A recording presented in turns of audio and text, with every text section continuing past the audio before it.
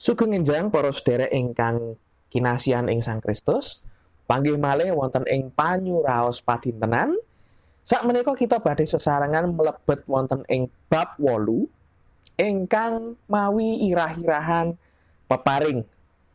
Sumangga kita sami midhangetaken. Bab 8 peparing. Sakliyane tembung pracaya kang ndudut kawigatenku ing Yohanan 3 ayat 16 yaiku ukara masrahake.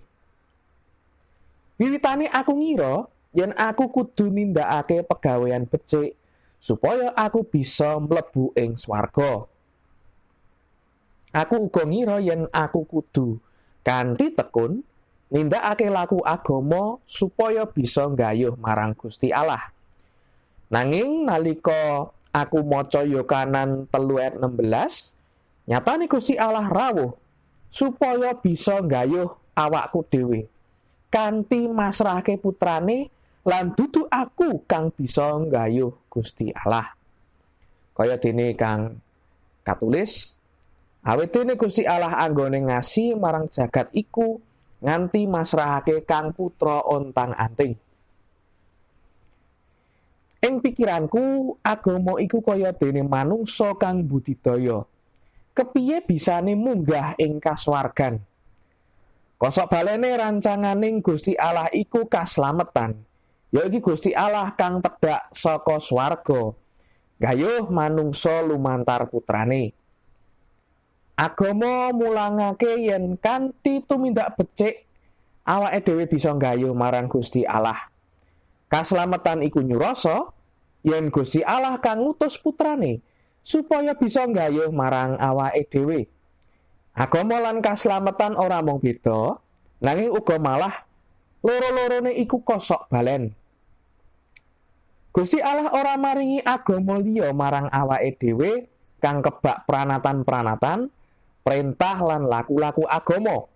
Nanging Gusti Allah iku maringi peparing marang awake dhewe, yaiku putrane piyambak. Mesakake banget yen akeh wong Kristen kang ngira yen Gusti Allah maringi agama anyar kang luwih unggul tinimbang agama-agama liya. Krana iku mulane akeh wong kang ngira yen kaslametan iku digayuh kanthi sarana pagaweane manungsa.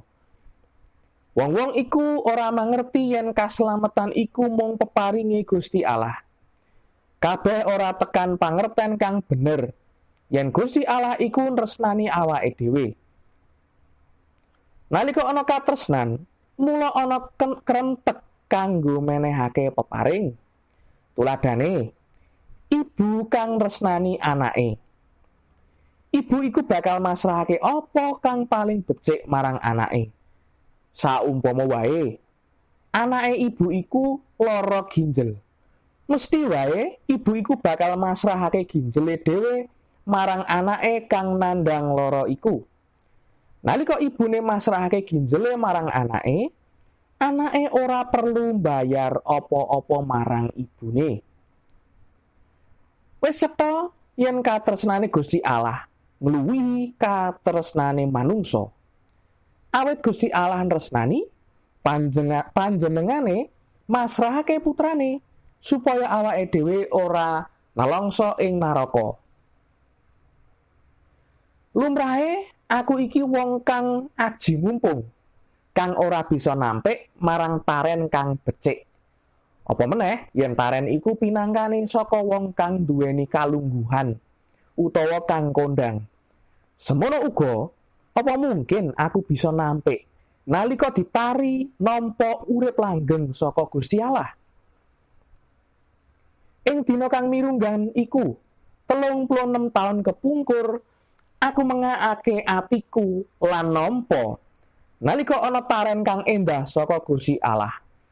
Aku ditari supaya nduweni urip langgeng. Pancen bener.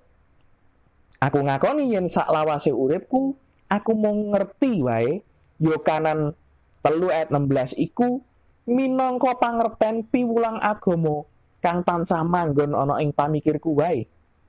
Iku mung kanggo bisa lulus ujian lan pamer wae. Nanging ing dina kuwi nalika aku mengakake batinku lan pracaya kanthi matur, Gusti, kula menika tiyang dosa. Matur nuwun dene Gusti sampun maringaken putra paduka Gusti Yesus Kristus ingkang sampun seda sinalib minangka pambirat tumrap sedaya dosa-dosa kawula. Kawula ngakeni lan nampeni bilih Gusti Yesus menika juru wilujeng kawula. Uripku langsung dadi beda. Sak temene wiwit dina iku uripku dadi urip kang beda. Owah-owahan kang ndak lakoni iku isih kelakon nganti seprene. Atiku kebak ing katentreman karana dosa-dosaku kabeh wis rampung, wis lunas ing salib. Ana sawijining kabungahan karana aku mangerteni yen aku wis dadi putrane Gusti Allah. Lan Gusti Allah uga njaga uripku. Nalika semono aku yakin banget yen aku wis oleh urip langgeng kaya kang kajanjekake ing Yohanes 3 ayat 16. Kabungahan iki ora mung kelakon 36 taun, nanging uga tansah ngrembaka lan sansaya tambah nganti seprene. Akeh wong kang nganggep yen kaslametan iku kebangetan persajane. Apa mungkin kang ditindakake mung cukup percaya lan nampa Gusti Yesus dadi juru slamet wae? Nalika anake nampa ginjele ibune, katone kaya gampang banget. Nanging sejatine ora gampang kanggone ibune nganti menehake ginjele. Tuladha kang luwih apik yaiku nalika awake dhewe kalairake sacara kajasmanen. Nalika lagi wae lahir, awake dhewe sithik wae ora ngrasakne lara. Awake dhewe metu saka kandhutane ibu tanpa krasa nelangsa. Saka panemu jabang bayi, lahir iku gampang banget. Nanging sapa panemune ibune mesti ngrasake lara kang ora bisa digambarake nganggo apa wae nalika nglairake anake.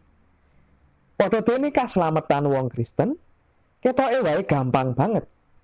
Nanging Gusti Yesus ngrasakake kasangsaran kang ora bisa kagambarake dening apa wae supaya awake dhewe bisa oleh urip langgeng. Yen bocah kang ngomong dilairake iku gampang banget, mula ibune uga bakal crita yen nalika nglairake kasangsarane abot tenanan. Kaya dene nalika wong Kristen bisa celatu yen keselamatan iku gampang banget lan prasaja. Wong kuwi ora mangerti sepira abote Gusti Yesus nandhang kasangsaran tumrap dheweke kang dikersakake Gusti marang awake dhewe iku mung pracaya wae. Ing jagat iki akeh cacahe agama-agama kang dipercaya dening manungsa. Nanging juru slamet mung ana siji wae. Apa sedulur iku wong kang ngagama? Utawa sedulur wis nampa juru slamet lan dadi pendereke Gusti Yesus? Apa sedulur wis percaya marang Gusti Allah lan nate ujar, matur nuwun do Gusti Allah awit putra paduka menika. Matur nuwun do Gusti Yesus krana paduka sampun kersa seda dados sulihing piukum tumrap dosa-dosa kawula. Kawula purun nampi lan pitados dumateng paduka minangka juru wilujeng kawula.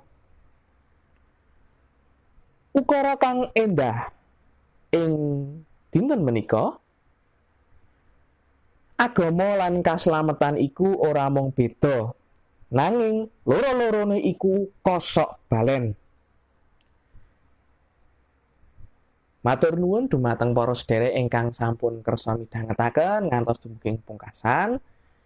Panggih malih benjing-enjing ing panyuraos ing benjing-enjing, mugi Gusti tansah berkahi panjenengan ing asmane Sang Kristus Yesus. Juru Wilujeng.